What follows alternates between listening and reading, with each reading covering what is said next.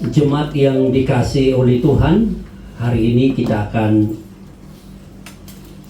mengingat kembali apa yang terjadi 2000 tahun yang lalu di kayu salib.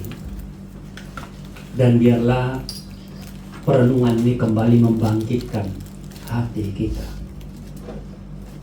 memberikan kita semangat untuk mengikut Yesus dalam apapun situasi, kondisi yang sedang kita alami. Karena kita tahu Tuhan sangat mengasihi kita. Mari kita akan membuka firman Tuhan di dalam kitab Roma pasal 5, dan kita akan melihat ayat yang ke-6 hingga ayat yang ke-9. Firman Tuhan berbunyi demikian. Roma pasal 5 ayat 6 hingga 9. Karena waktu kita masih lemah, Kristus telah mati untuk kita orang-orang durhaka pada waktu yang ditentukan oleh Allah. Sebab tidak mudah seorang mau mati untuk orang yang benar, tetapi mungkin untuk orang yang baik ada orang yang berani mati. Akan tetapi Allah menunjukkan kasih-Nya kepada kita oleh karena Kristus telah mati untuk kita ketika kita masih berdosa. Lebih-lebih karena kita sekarang telah dibenarkan oleh darah-Nya, kita pasti akan diselamatkan dari murka Allah.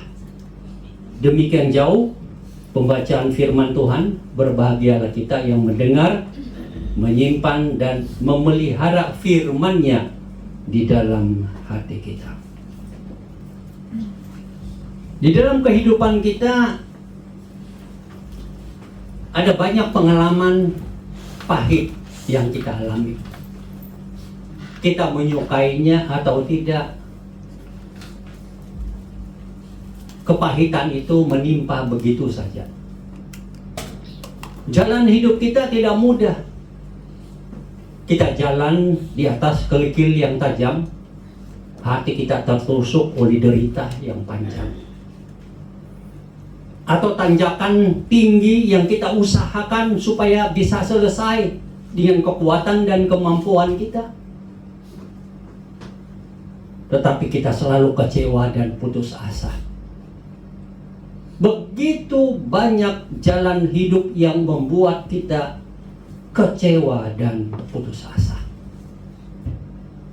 Mungkin ada yang sampai kepada satu titik di mana hatinya berkata, Tuhan tidak mengasihi aku. Tuhan tidak peduli kepadaku. Hidupku begini hancur, putus asa.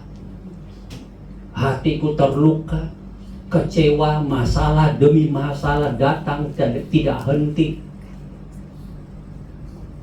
Dan aku tidak bisa menghadapinya atau mengecap apa yang namanya masalah itu selesai. Hati kita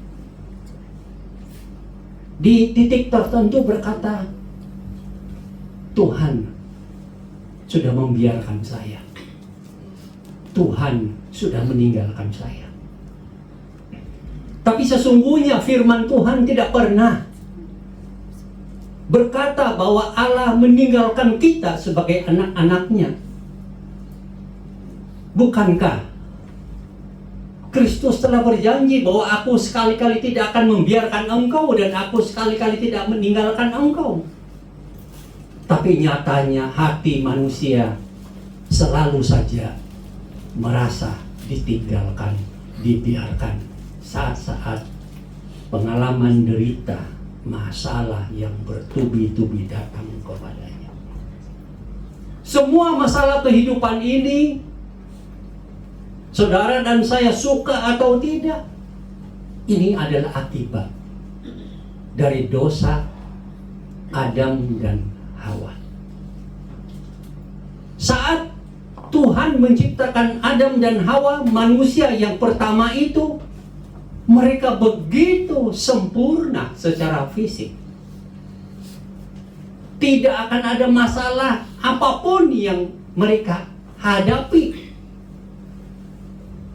Kebahagiaan demi kebahagiaan mengalir di hati mereka. Yang ada adalah tawa, senyum, sorakan bahagia, dan syukur kepada Tuhan. Bahkan alam dan ciptaan yang lain pada waktu itu tidak pernah menjadi satu kerumitan bagi manusia. Bahkan hubungan antara manusia dan ciptaan yang lain, entah itu binatang, tumbuhan, atau ikan-ikan, begitu harmonis. Seperti sahabat yang berpegang tangan, tertawa bersama, menikmati kewujudan mereka. Tapi setelah Adam dan Hawa jatuh di dalam dosa, fisik mereka menjadi terbatas. Mereka harus mati. Kemudian mereka harus bermusuhan dengan ciptaan yang lain. Bahkan penderitaan dan masalah demi masalah mereka harus hadapi sebagai akibat dari dosa yang mereka lakukan. Dosa adalah ketidaktaatan kepada Tuhan. Apa yang Tuhan perintahkan kepada mereka supaya mereka ikuti, hati mereka dicobai dan lemah dan memutuskan untuk tidak taat kepada Tuhan. Tidak taat kepada perintah Tuhan, suruhan Tuhan. Akhirnya akibat yang begitu parah mereka alami secara fisik dan seluruh kehidupan di dunia ini, bahkan dunia ini sendiri mengalami derita demi derita sampai kepada akhir zaman. Sampai kepada saatnya nanti Tuhan akan menciptakan langit yang baru dan bumi yang baru. Itulah akibat dosa. Dosa itu membuat manusia itu kehilangan nilai sejatinya sebagai ciptaan Tuhan. Dosa itu mengakibatkan bahwa manusia itu sudah terpisah dari Allah untuk selama-lamanya. Sudah tidak ada lagi yang namanya hubungan dengan Allah, keharmonisan dengan Allah, pengalaman indah dengan Allah. Walaupun manusia itu diciptakan menurut rupa dan gambar Allah, ada nilainya di situ. Tetapi nilai itu sudah tidak mereka bisa alami. Kebahagiaan dari memiliki ciptaan, nilai, rupa dan gambar Allah, mereka sudah tidak bisa alami karena dosa. Ketidaktaatan mereka kepada Allah, keterpisaan dengan Allah sampai selama-lamanya. Makanya sejak manusia Adam dan Hawa jatuh di dalam dosa, dan seluruh keturunannya dan bangsa demi bangsa manusia yang begitu banyak sampai saat ini, bahkan sampai akhir zaman ini, mengalami derita yang berkepanjangan, yang tidak pernah ada hentinya. Itulah akibat dari dosa. Manusia, yaitu Adam dan Hawa, pada waktu itu berusaha untuk menyelesaikan masalah dosa mereka di hadapan Allah, supaya mereka tidak kelihatan orang berdosa. Atau dalam pengesahan, penggambaran akibat dosa itu adalah mereka melihat diri mereka terlanjang Dalam arti yang lain, sudah tidak ada nilai-nilai Allah di dalam diri mereka. Sudah tidak ada kemuliaan Allah di dalam diri mereka. Sudah tidak ada nilai rupa dan gambar Allah di dalam diri mereka yang sejati itu. Mereka berusaha menutupi ketelanjangan mereka itu dengan mengambil daun, menutupi tubuh mereka, supaya jangan sampai Allah melihat kehilangan kemuliaan, kehilangan nilai-nilai Allah di dalam diri mereka. Tapi begitu usaha itu dilakukan dengan sempurna menurut pikiran dan hati mereka, Tuhan melihat itu tidak bisa menyelesaikan masalah. Lalu Allah sendirilah yang menolong mereka untuk menyelesaikan masalah dosa itu. Masalah kehilangan kemuliaan Allah, nilai-nilai rupa dan gambar Allah sejati yang hilang itu. Tuhan sendiri turun tangan. Pertama kali Tuhan mengajar tentang binatang dikorbankan. Binatang dikorbankan, dan tentu dalam pengertian kita ada darah yang tercurah.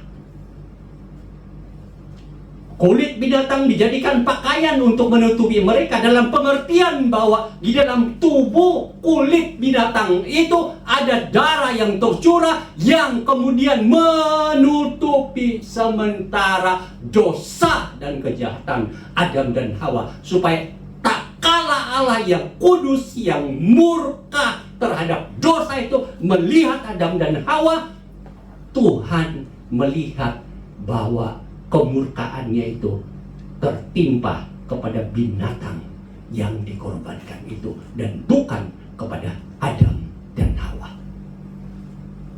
Itulah sebabnya kemudian sejarah manusia berjalan dan berjalan dan berjalan dan berjalan. Orang-orang Yahudi diajar oleh Tuhan untuk mengadakan korban persembahan.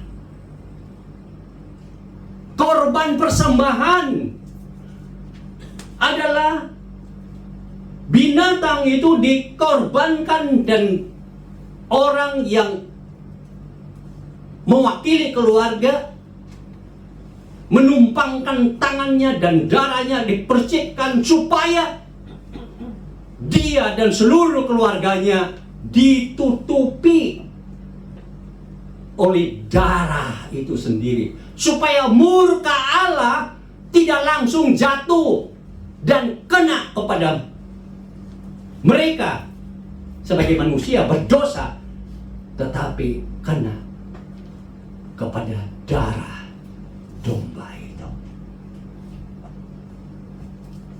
Allah sendiri yang mengambil inisiatif menolong Adam dan Hawa supaya tidak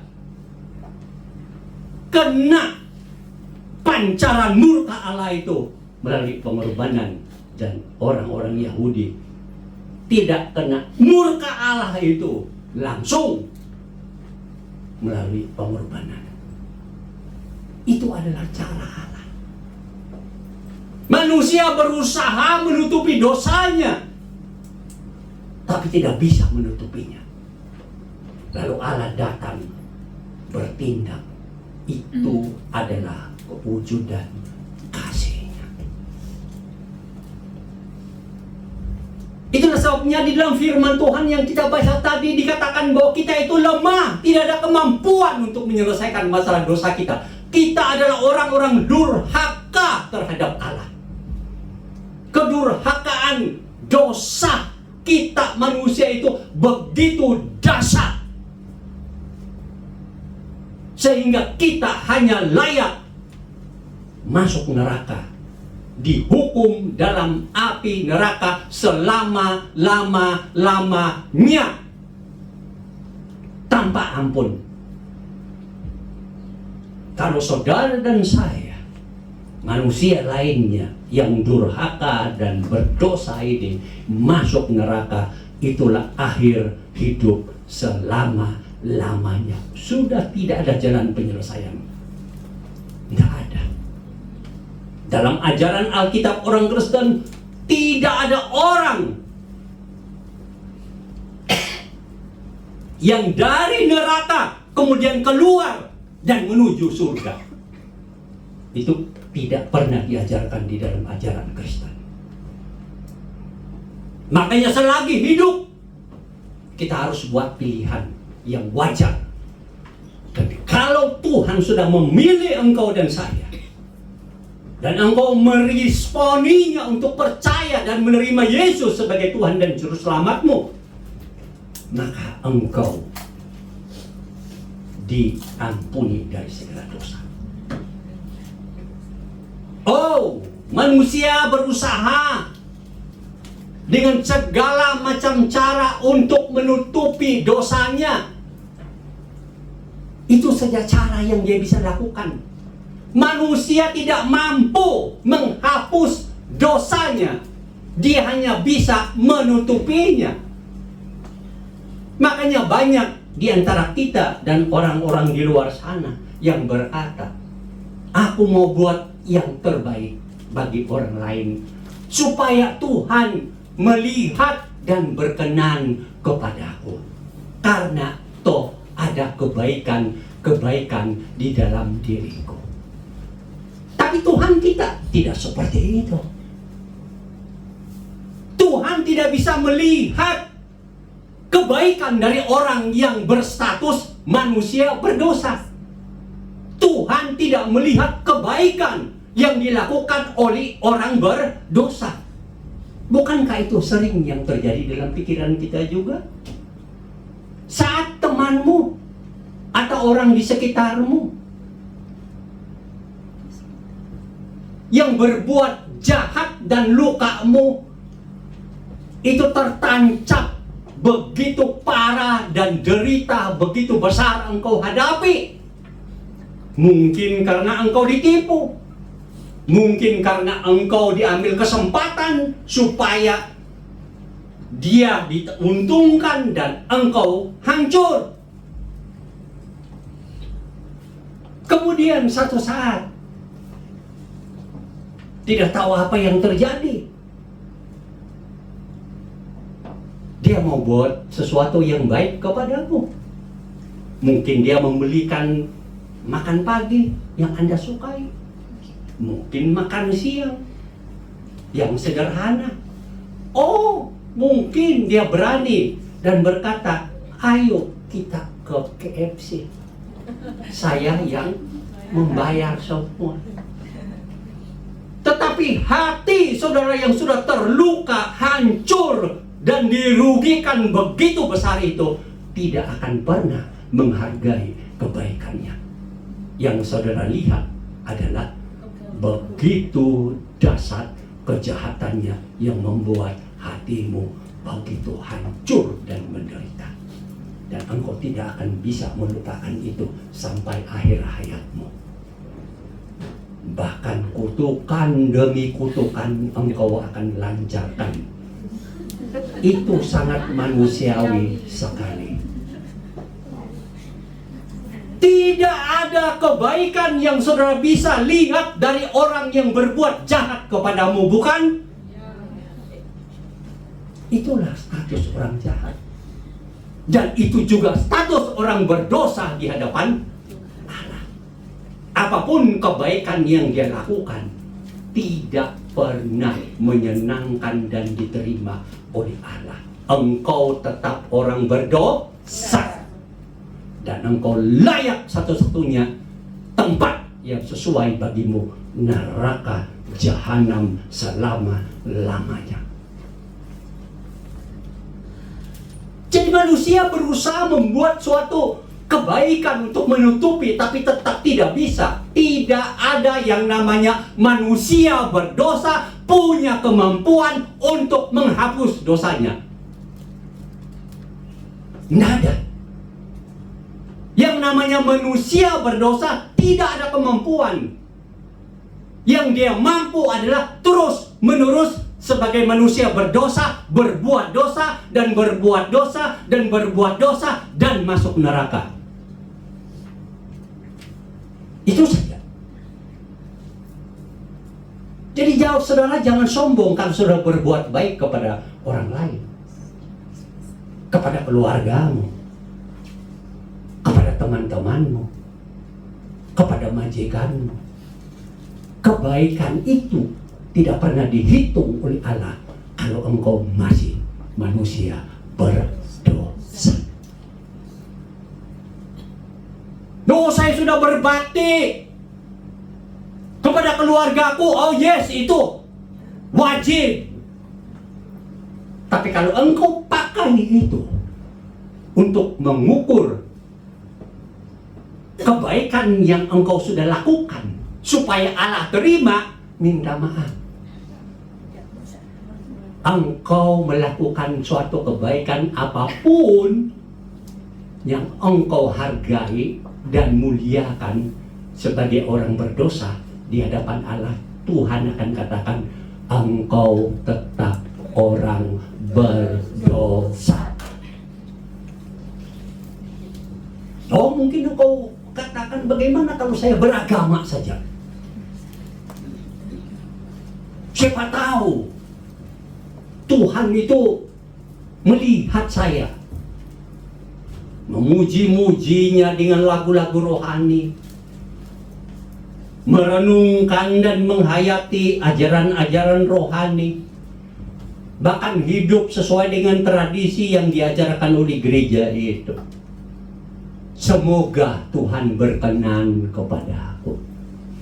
Sebagai manusia beragama itu wajib, tetapi tidak bisa menyelesaikan masalah dosamu. Engkau tetap orang berdosa.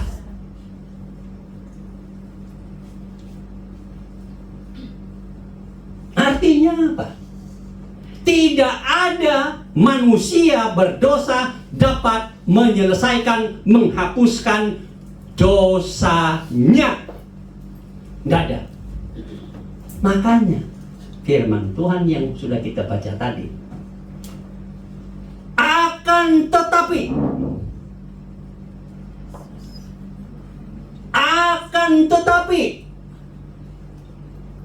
Allah menunjukkan kasih-Nya kepada kita oleh karena Kristus telah mati untuk kita.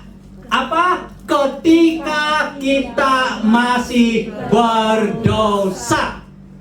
Di mata Tuhan itu melihat terang-terang dan jelas, dan tidak ada yang tersembunyi. Engkau manusia berdosa, engkau tidak bisa melakukan sesuatu untuk menyelamatkan dirimu, untuk menghapus dosamu. Maka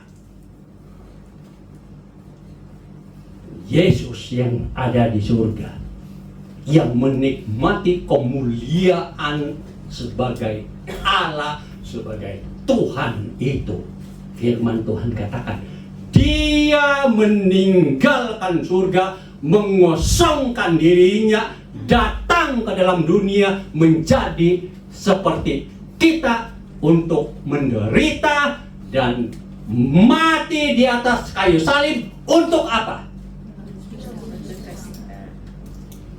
Karena sudah tidak ada jalan saudara dan saya menyelesaikan masalah dosa kita. Sudah tidak ada. Tuhan tahu itu. Orang berdosa apapun usaha dan caranya tidak bisa menghapus dosanya. Pertanyaan pertama yang kita harus ajukan kepada diri kita, bagaimana saudara tahu dosa sudah diampuni? Apakah saudara yakin dosa sudah diampuni? Itu pertanyaan penting. Saya diskusi dengan teman saya. Oh, kami punya kepercayaan yang berbeda. Saya menghargai dia dan menghormati dia, tapi saya tetap tanya, bisa nggak saya mengajukan pertanyaan? Oh, bisa. Kamu yakin kan kamu orang berdosa? Iya. Nah, bagaimana kamu menghapuskan dosa kamu? Nggak tahu. Saya beragama lah. Apakah dengan beragama engkau sudah menghapuskan dosamu? Sampai sekarang saya tidak tahu. Ya mungkin saya perlu taat sedikit. Nah sekarang kan kamu sudah taat dengan baik. Apakah engkau yakin dosamu sekarang ini sudah diampuni, disucikan? Nggak tahu.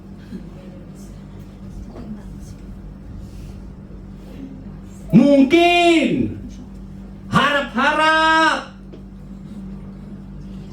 Oke lah, kita minum kopi saja dan kau terus berharap.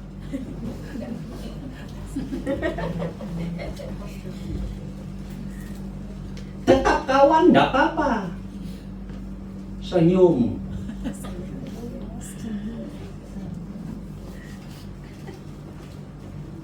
Apapun usaha beragamamu, kalau tidak memberikan kepastian dan keyakinan dosamu diampuni, maka hatimu tetap gersang, menderita, takut.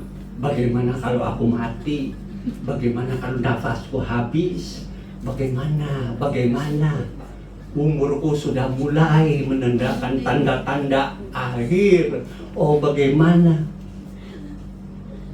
Oh tapi di tempat kita ini aman-aman saja Pak. Nggak ada masalah apa-apa. Ya kita tahu ada orang yang naik bus sambil selfie, foto-foto, tabrakan, pergi dia. Ada. Saudara tahu, hari Jumat kemarin lagi ada perayaan besar di Rusia, menghadiri konsep terbesar tentang tarian budaya. Dan tempat itu, aula itu bisa ditampung 7.000 lebih orang. Dan penuh. Begitu sebelum mulai, teroris datang dengan senjata. Pengawal keselamatan ditembak, masuk ditembak, naik ke aula, tembak semua orang, sampai sekarang 133 orang yang meninggal dan 100 lebih atau lebih lagi yang sakit dan bertarung dengan nyawanya. Teroris 4 orang sudah ditangkap dan sedang dicek. Karena 5.000 US dollar saja mereka sanggup untuk membunuh. Makanya hati-hati itu mata uang dan cinta uang, hamba uang. 500 dolar mereka mau membunuh ratusan orang. Makanya Presiden Rusia bilang, siapapun dan dimanapun tempatnya, kami akan ambil hidupnya. Dan kalau ini ada hal-hal tertentu, pemimpin negara tertentu yang terlibat, nah kami akan ambil tindakan. Hanya karena cinta uang. Makanya kalau saudara itu cinta uang, hati-hati. Saudara bisa menipu, membohongi, memakan orang, menginjak orang, suaranya besar, kuat, hanya untuk dapat uang. Penipuan ada di mana-mana sekarang. Orang suka menipu untuk dapat uang. Itu tandanya apa? Memang manusia berdosa ya begitu. Kita tidak tahu kapan kita akan mengakhiri nyawa kita. Kita tidak tahu. Tapi betapa sengsaranya kita kalau kita tidak yakin dosa kita sudah diampuni,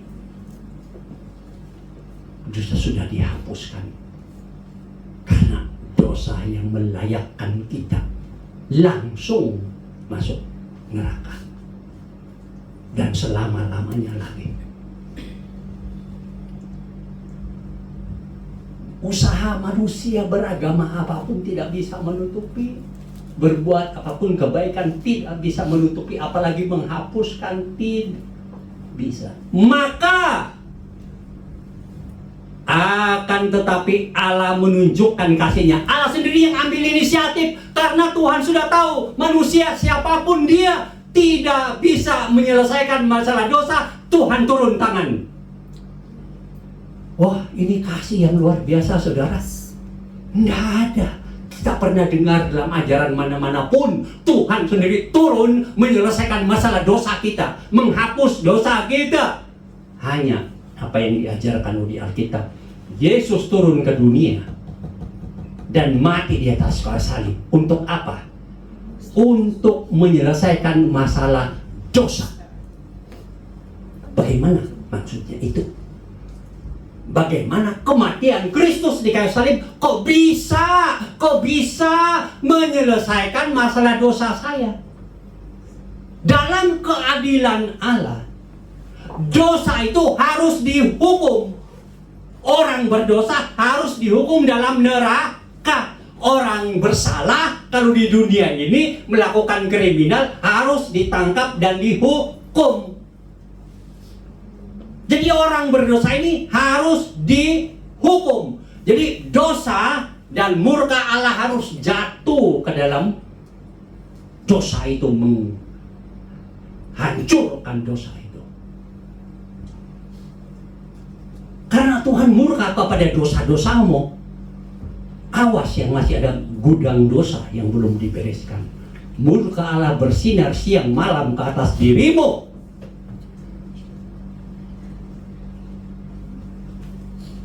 Murka Allah sedang terpancar kepada yang namanya dosa. Dan saat Yesus mati berada di atas kayu salib, dalam ajaran Alkitab kita, Yesus itu menyerap semua dosa manusia yang sudah dipilihnya masuk ke dalam tubuhnya. Loh, manusia biasa tidak bisa buat yang begitu itu. Tidak bisa dia. Coba saudara sendiri. Coba temanmu yang buat salah, jadi kriminal, ini dia lakukan, dan dinyatakan bahwa salah. Maukah engkau dengan rela hati, oh enggak, kamu enggak perlu dihukum lah, biar aku yang ambil tempatmu. Di penjara seumur hidup, enggak apa-apa, aku yang ambil, karena aku mengasihimu. Oh, enggak ada gitu, saudara, enggak ada. Yang ada adalah, saudara, mungkin bahasanya lain. Wah, udah ya, benar lah itu, benar. Benar gitu. Buat salah seumur hidup, oh, siapa suruh? Saudara, tidak akan ada hati yang besar untuk menggantikannya. Itu manusia tidak bisa. Sesama manusia tidak bisa. Korban binatang sebenarnya juga tidak bisa loh. Dalam pengertian begini, kalau binatang itu bisa ngomong dia, diskusi dulu sama imam. Hai domba yang cantik tanpa cacat. Halo imam, bagaimana kabarnya? Baik-baik saja. Nah, begini.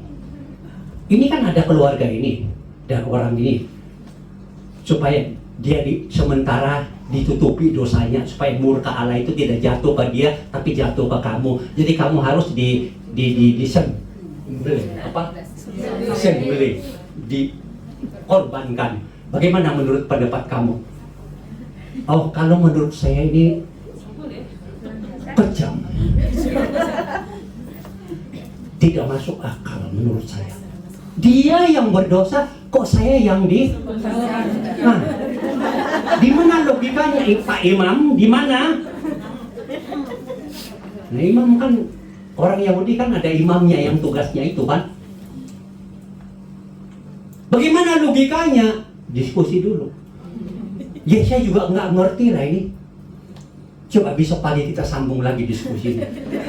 Besok pagi ketemu lagi, ngomong lagi. Ya, dari bagaimanapun udah tidak bisa. Jadi imam bilang, ya sudahlah, terima aja udah begitu aturannya, kamu harus korban. Tapi bukan soal dia setuju atau tidak, tapi itu satu-satunya cara untuk menutupi sementara dosamu. Dan begitu Yesus dari surga datang ke dalam dunia, sudah lihat, ketika dia pergi dan Yohanes Pembaptis melihat dia, apa yang Yohanes Pembaptis katakan? Apa?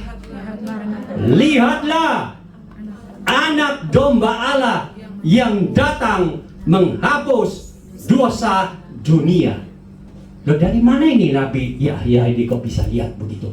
Kok bisa ngomong begitu? Ya Tuhan sudah kasih tahu dia.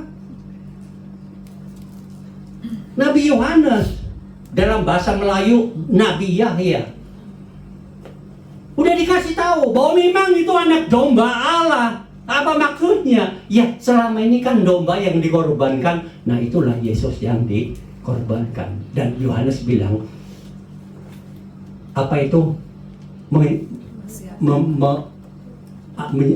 Menyediakan apa itu? Melepaskan sepatu pun aku tidak layak, dia bilang. Karena itu begitu agung, begitu terhormat.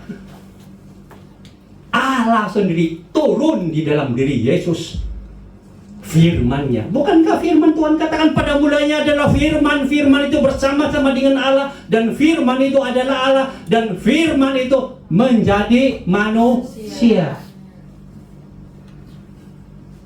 Oh, diri Yesus yang adalah Allah sendiri yang bisa menyerap dosa manusia yang sudah dipilihnya itu ke dalam tubuhnya.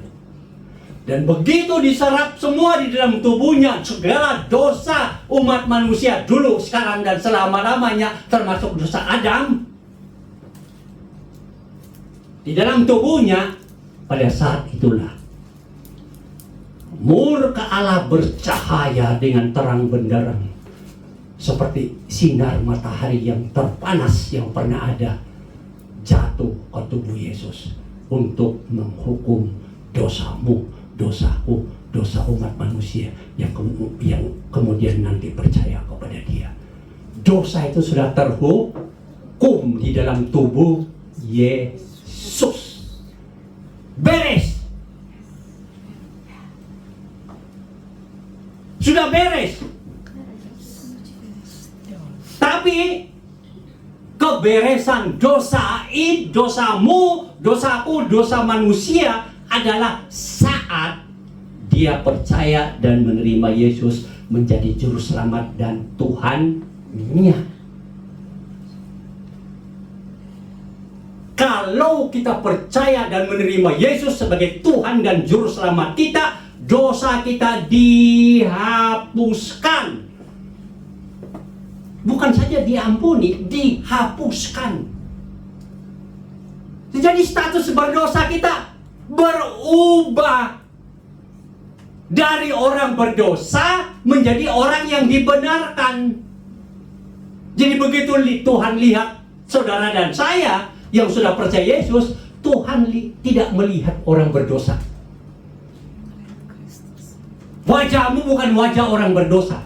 Hatimu bukan hati orang berdosa. Tiada sekecil apapun, mungkin sekecil kuman atau virus, tidak ada sekecil apapun dosa di dalam dirimu. Sudah dihapuskan, diampuni, dihapuskan, dibersihkan. Engkau seperti yang firman Tuhan katakan, seperti apa? Salju.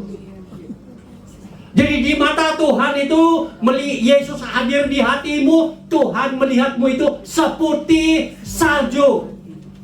Mengerti itu seperti salju?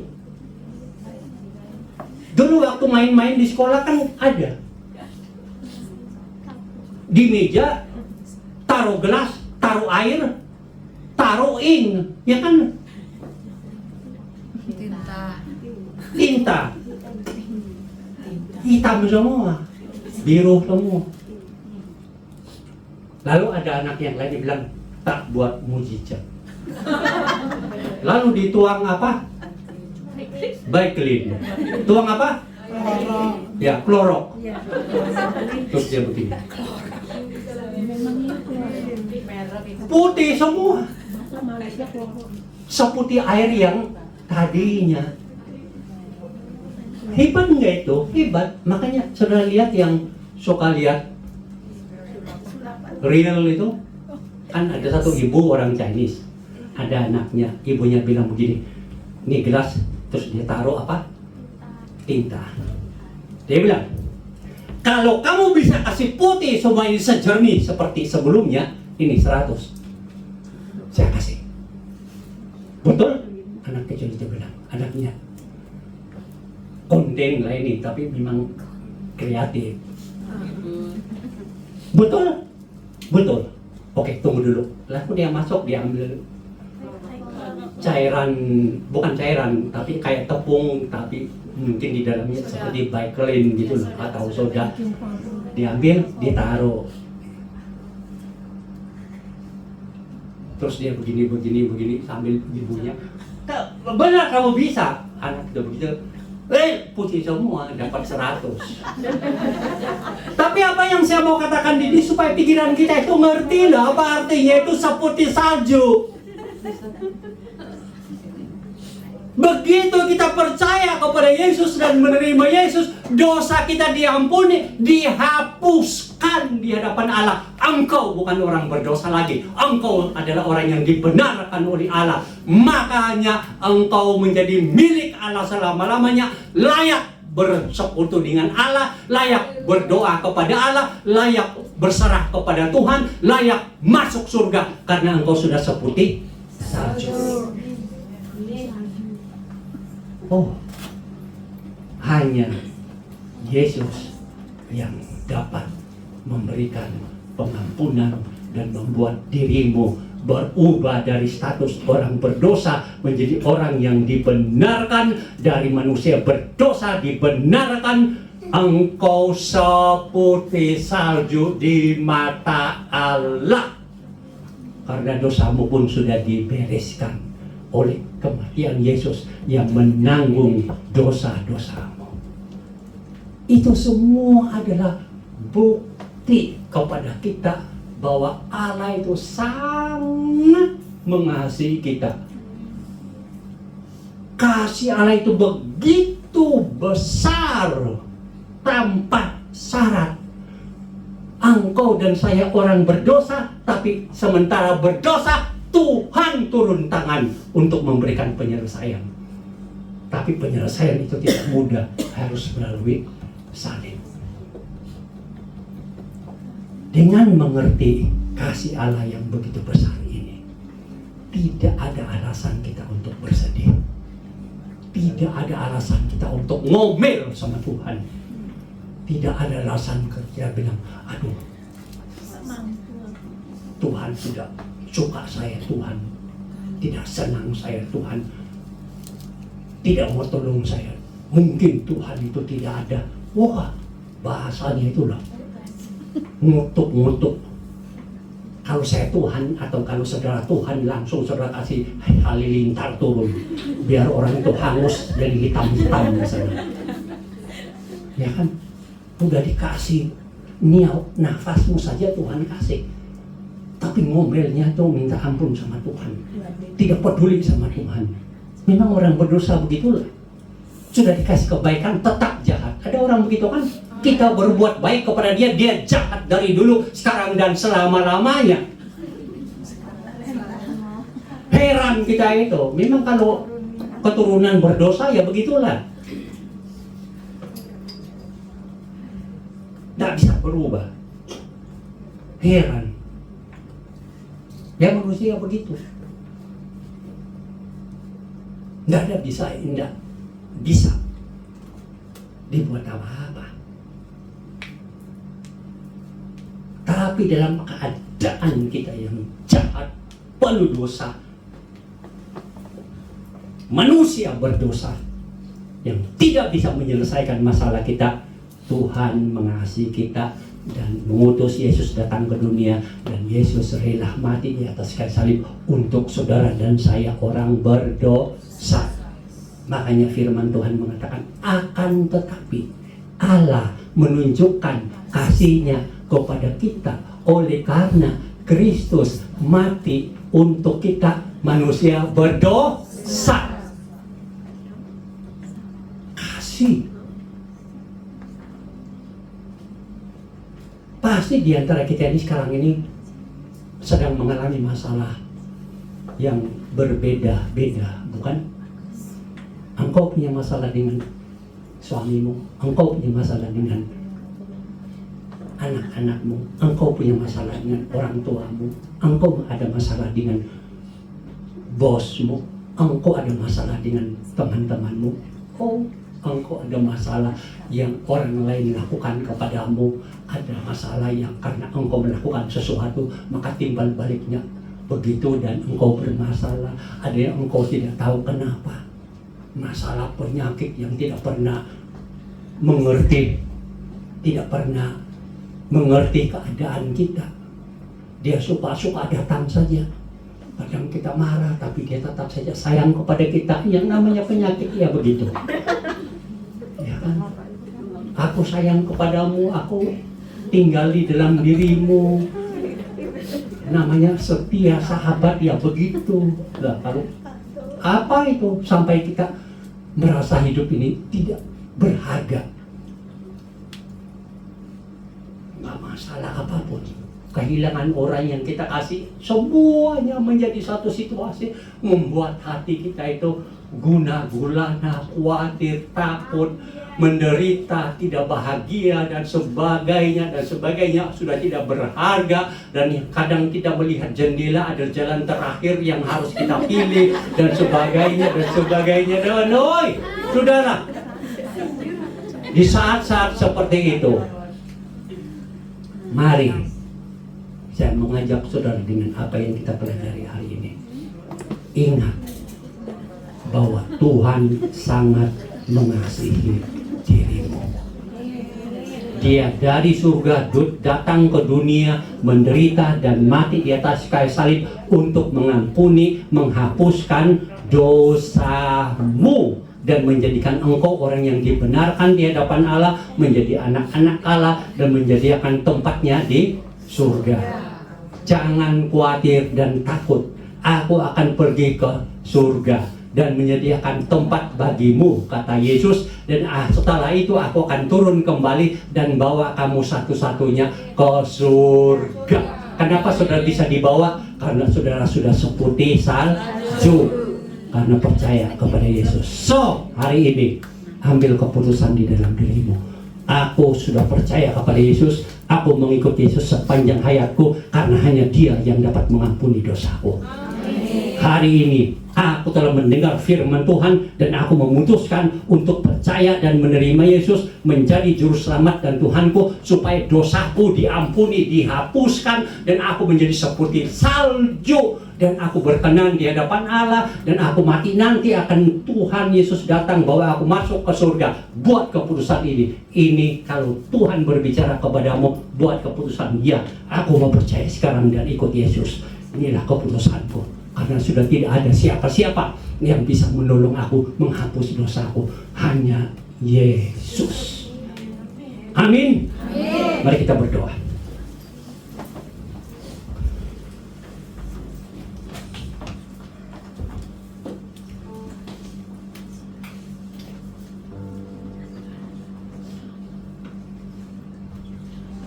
Kita sadar sesadar-sadarnya bahwa kita ini orang yang berdosa. Pertanyaannya adalah, apa yang engkau sudah lakukan saat ini untuk menghapus dosamu, mengampuni dan membersihkan dirimu dari dosa? Kalau engkau sudah melakukan sesuatu, pertanyaannya, apakah engkau yakin, seyakin-yakinnya bahwa dosamu sudah diampuni oleh Tuhan, dosamu sudah dihapuskan oleh Tuhan,